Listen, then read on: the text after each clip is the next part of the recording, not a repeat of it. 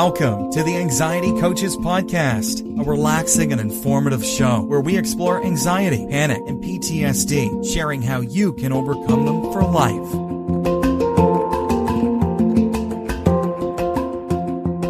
Aloha! Welcome back to the Anxiety Coaches Podcast. I'm your host and coach, Gina Ryan, and I am so happy to be with you again today as together we can consider the many ways to bring your mind and body back to its natural peace and calm. In today's episode, I'm talking about the importance of recognizing thinking traps for managing your anxiety.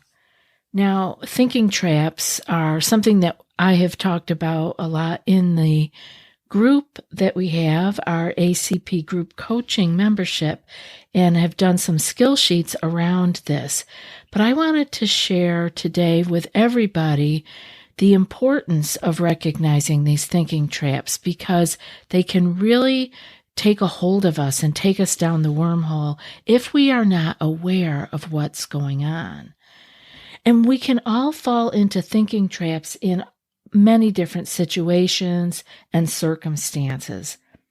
So I wanted to go over some of the common things that might come up to make us more susceptible to the thinking traps, or as they're also called, cognitive distortions. First off is stressful events.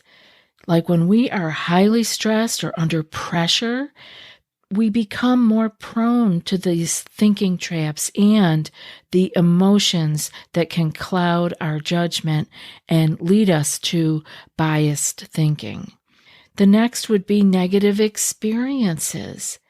You know, after we've experienced a setback, whether it's a failure or loss, whether it's at home or with family, we become vulnerable to our cognitive distortions or thinking traps as they begin to make sense of the situation and cope with negative emotions. It's our way of just trying to make sense of things that maybe are really hard to make sense of. So negative experiences along with stressful events are really things you want to watch out for as you are feeling like you're just off and your thinking isn't right. It happens. Next would be if you are experiencing a lot of low self-esteem. People who are very low in how they are seeing themselves in the world or seeing their ability to have good self-esteem, they can become more likely to engage in these negative thinking patterns. And the ones that come up a lot for people with low self-esteem are self-blame and catastrophizing. Now, we all can go over to those, but they are very common with people with low self-esteem. Social comparison is the next thing that comes up as far as what can lead us into these thinking traps. When we compare ourselves to others, especially in areas where we already feel perhaps inadequate, we may fall into thinking traps such as compare and despair, the feeling of being inferior or unworthy. And this is very big on social media. It happens a lot with the younger people. I think often we don't compare ourselves quite as harshly as we get older as we did when we're younger. Now, of course, that isn't true across the board, but it does tend to be much more prevalent in younger people, this social comparison. Next up would be perfectionism. You know, being a perfectionist is not a good thing because this is holding unrealistic standards for ourselves if we are being perfectionistic, making ourselves susceptible to all or nothing thinking, right? Or the feeling of being disappointed when we don't meet our own impossibly high expectations. Relationship conflicts can also take us to a place where we fall into a thinking traps. During arguments or conflicts with others, we may engage in mind reading or attributing negative intentions to the other person without evidence. This is super common. And this can happen with personal relationships or work relationships. It's very easy to fall into, and it's very common. So I'm not saying, you're going to be perfectly fine and not have any of these things. What I want you to do is, when you find yourself in these difficult situations and find your thinking or your feeling off, to know, oh, this is not how I normally feel in a situation like this. Maybe something is off. Just to have awareness is a huge step forward. Other things that can take us down the thinking trap path are things like chronic pain or illness. When you're dealing with a health issue, you can experience cognitive distortions. When we are trying to cope with pain, this is normal. The mind goes to all kinds of places. I've recently had email from people who want to know how can they deal with particular illnesses or pain situations. So just knowing that when you are in pain or have an illness, that you are prone to falling into the thinking trap, many of them, or maybe you have your favorite one. Another thing would be personal bias. Many people have a pre-existing bias or belief system or way of thinking that can lead them to filter information and interpret the events around them in a distorted manner. This is just good to look at if you find this coming up. Other things are things like trauma and past experiences. Any of these negative things that happen to us in life can color our perception of current events and contribute to the thinking traps. So can lack of awareness. We may not even be aware of our own cognitive distortions, making it difficult for us to challenge and change our thought patterns. This is why it's good to talk to somebody. If you feel like you are stuck, you can talk to a coach or your therapist. You can go to a group. There's millions of online groups now. And it's important to note that these thinking traps are common and they are part of our human thinking.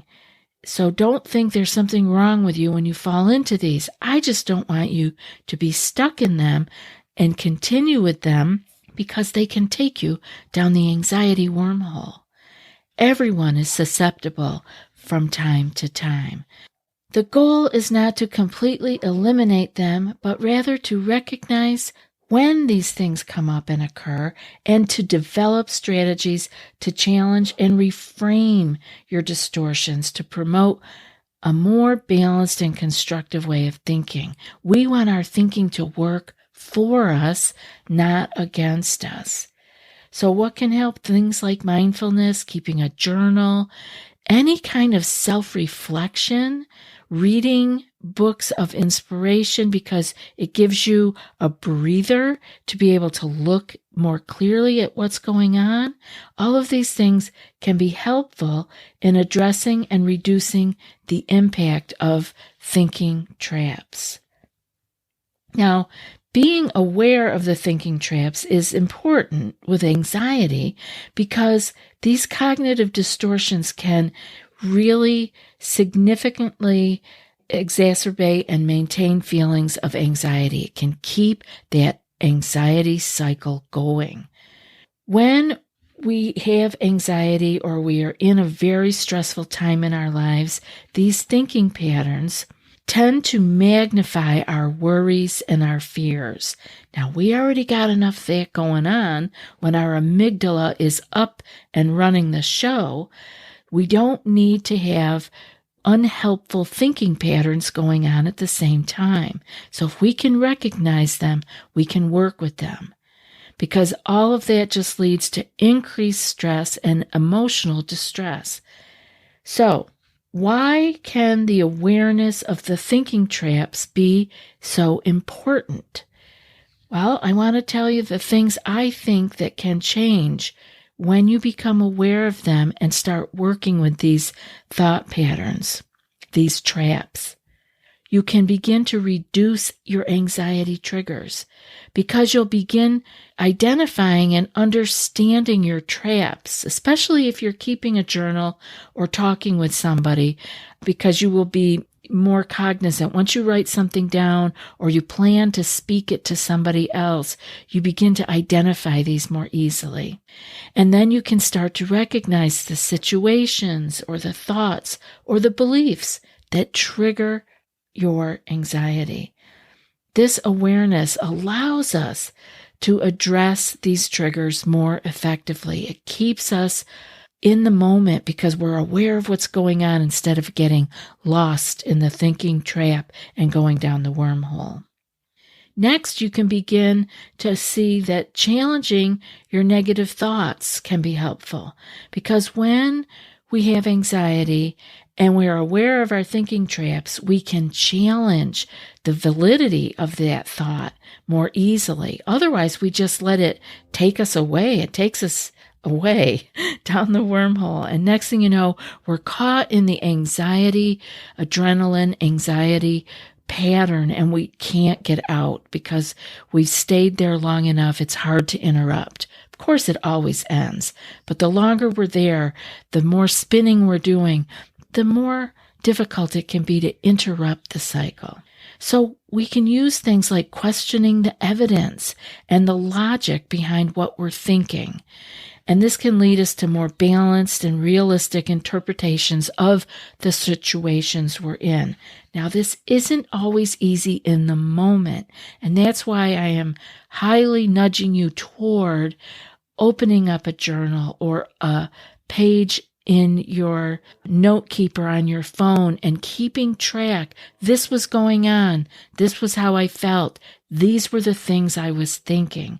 We can begin to take them apart and have a little autopsy on them.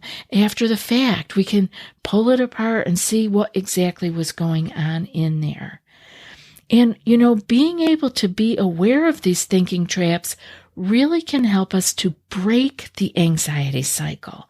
These thinking traps can perpetuate the cycle. Like I said, it's going round and round.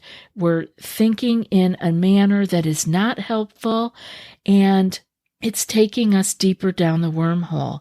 Things such as catastrophizing, overgeneralization, and other thinking traps contribute to a constant state of worry and fear. So when we can begin to see these patterns with our own eyes on the journal page, or hear the words coming out of our mouth when we're talking to a friend or a counselor or coach or therapist, we can begin to interrupt the cycle and prevent the escalation of the anxiety. When we become aware of these thought traps, we can also begin promoting better problem solving, because being aware of these enables us to shift from ruminating on problems to actively problem solving. There's a huge difference with it just ruminating in our head and actually being active in our life, solving the problem. So instead of getting stuck in distorted thoughts, we can focus on finding practical solutions to the issues at hand. Can also help with emotional regulation. Wouldn't that be nice to be more emotionally regulated? Understanding our cognitive distortions or thinking traps can help us with our anxiety and gain better emotional regulation skills. Recognizing when our thoughts are becoming irrational or distorted, it allows us to take a step back, take a deep breath, and regain control of our emotions. Now, this is so important to help keep us on our even keel, to be in balance, to be balanced and grounded, because otherwise we're lost in our thoughts. So being able to take that step back, take that breath, and look at it. But until we know what's going on, and we become aware of these thought traps, we don't even know it's happening. We are unaware. So you can see where awareness is such a big key in our being able to stay stable and strong.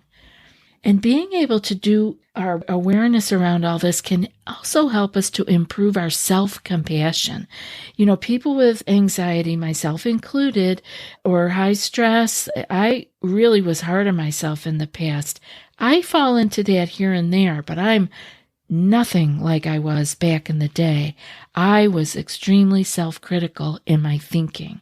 So awareness of the thinking traps can foster our being able to have more self-compassion by realizing that everyone experiences distorted thoughts at some time. It's a natural part of being human. So we don't have to be hard on ourselves when we find ourselves in one of these tough, distorted thinking traps.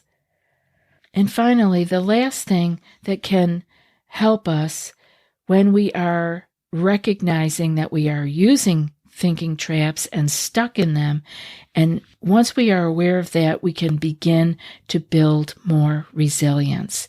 Recognizing thinking traps and learning to challenge them builds resilience, because we have to do it over and over again. You're not going to just find yourself in a tough thinking trap once, believe me. You're going to be challenged a number of times, and this will help you to build resilience in dealing with the anxiety-provoking situations. This empowers us to cope with stress and uncertainty in a more adaptive manner. So, overall, being aware of the thinking traps provides us, when we are highly stressed or anxious, or anybody actually, I'm focusing this on you because you are even more prone to these, because when you're anxious, you're already running a little bit on empty, so to speak. So being aware of these thinking traps is really a powerful tool to being able to manage the anxiety more effectively, to have your finger on the pulse of it, because you are aware of what you are thinking and where that thinking is taking you. So by developing a more balanced and rational thought process, we begin to navigate challenging situations, which are going to keep coming, with greater emotional well-being, and we get to reduce the impact of anxiety on our daily lives. Now, I want to talk to you about all of the thinking traps, but we've run out of time today, so that will be in the next episode. I will go over each of the thinking traps that I have here. Of course, there are more, and I'm sure I don't have a totally inclusive list, but I will go over with you what I recognize as thinking traps, and maybe you can begin to notice them in your own life. So stay tuned, that will be in the next episode. And now for today's quote. Blessed are the hearts that can bend, they shall never be broken. And that's from St. Francis de Sales. I'll be back in a few more days with another podcast. Until then, be well and aloha. Thanks so much for joining us for today's episode of the Anxiety Coaches Podcast. Find more information at theanxietycoachespodcast.com.